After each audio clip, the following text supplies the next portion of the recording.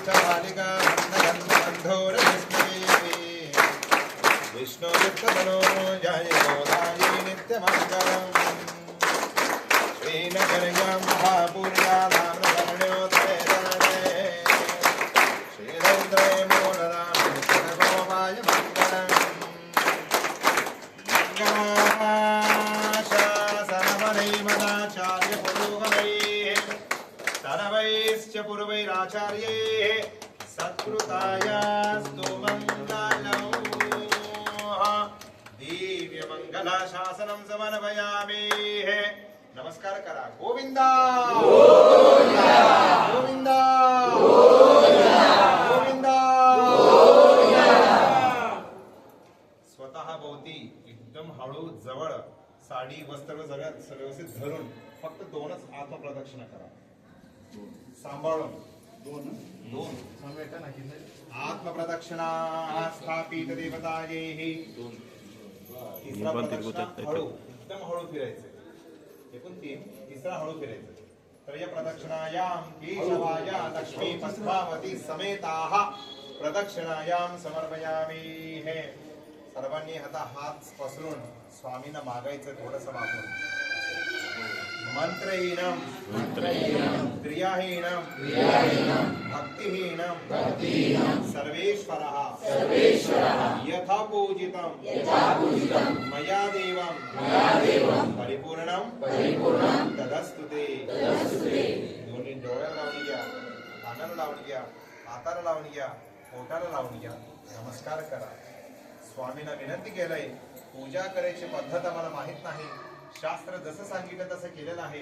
यात कळत न कळत काही चुका झाल्या असल्यास आम्हाला क्षमा करा ज्या भावनेनं आम्ही आज ही विधी या ठिकाणी केलेलं आहे याचं अत्यंत पुण्य फळ आम्हाला मनोकामना पूर्ण व्हावं याशी पूर्णपणे फळ आम्हाला प्राप्त करा असं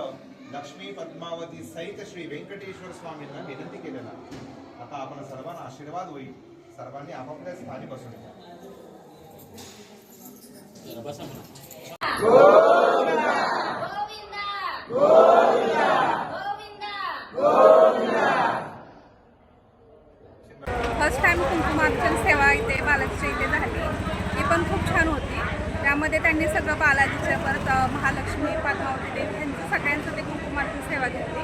त्यासाठी स्पेशल सोलापूरवरून म्हणजे इथे बालाजीमध्येच त्यांनी शिक्षण घेतलं होतं सर्व आणि त्यांनी आमच्या शास्त्रोक्त पद्धतीने छान कुंकुमार्चन सेवा करून घेतली पूजा ही जी आहे ना ही आम्हाला फार चांगलं वाटलं आम्हाला ह्याच्याबद्दल माहिती नव्हतं जे गुरुजी आले होते पूजा सांगायला त्यांनी फार चांगल्या पद्धतीने ती पूजा सांगितली बऱ्याच गोष्टी त्यातून कळाल्या की अरे हे असं पण असतं मग पूजा करण्याची पद्धत म्हणा बऱ्याच गोष्टी त्यातून आम्हाला लक्षात आल्या पूजा चांगल्या पद्धतीने पार पडली सगळ्यांनी आम्ही ते व्यवस्थित मनोभावे केलं तर चांगली गोष्ट आहे मला वाटतं प्रत्येकाने प्रत्येक वेळेला ह्या गोष्टींमध्ये सहभाग द्यावा जेणेकरून तुम्हाला पुण्य मिळेल त्यातून थँक्यू धन्यवाद सर पुण्यश्रीवारी सेवा यांनी एक नवीन योजना हे काढलेली आहे पूजेचा एक नवीन प्रकार कुंकुम अर्चना पूजा कुंकुम अर्चना पूजा ही आता आपल्याला कदाचित याबद्दल कदाचित महत्त्व नसावं कळतही नसावं की काय असते पण त्यांच्यामध्ये आणि खरंच इथल्या देवाच्या मध्ये किती पूजा केली पाहिजे त्या पूजेचं खूप महत्त्व आहे जी की आपल्याला तर घडणं पॉसिबल नाही आणि आपण ती करत नसतो पण यांच्याकडे ती कळवली जाते आणि त्याच्यामुळे आपल्याला थोडं तरी काहीतरी देवाला आल्याचं पुण्य मिळतं त्यामुळं अवश्य यांच्यासोबतच या जेणेकरून तुम्हाला ही पूजाही करता येईल आणि पूजा खरंच खूप छान होती मोठे स्वामी आले होते त्यांनी आमच्याकडून करवून घेतली म्हणजे एक मानसिक समाधान आणि मम्मी पप्पांना माझ्या पूर्ण फॅमिलीला एक छान मानसिक समाधान मिळालेलं आहे तर त्यामुळे या पूजेचाही तुम्हाला नक्कीच अनुभव घेतला पाहिजे त्यासाठी अवश्य या धन्यवाद ह्या वेळेला मी यात्रेला आलो 7 ऑक्टोंबर आपलं 7 फेब्रुवारीपासून ह्या वेळेला आणि मागच्या वेळेला आलो होतो ते दर्शन वगैरे व्यवस्थित झालं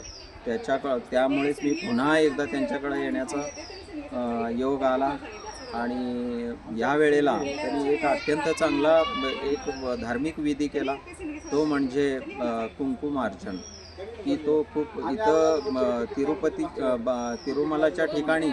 ती पूजा करणे म्हणजे मी बऱ्याच जणांकडून ऐकलं होतं की ते खूप पुण्याचं काम आहे असं मी ऐकलं होतं. पण आमचं भाग्य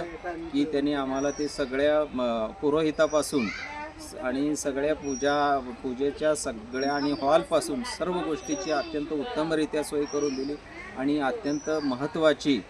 ही पूजा घडवून आणली आणि अल्प दरामध्ये त्यांनी पूजा घडवून आणली, जे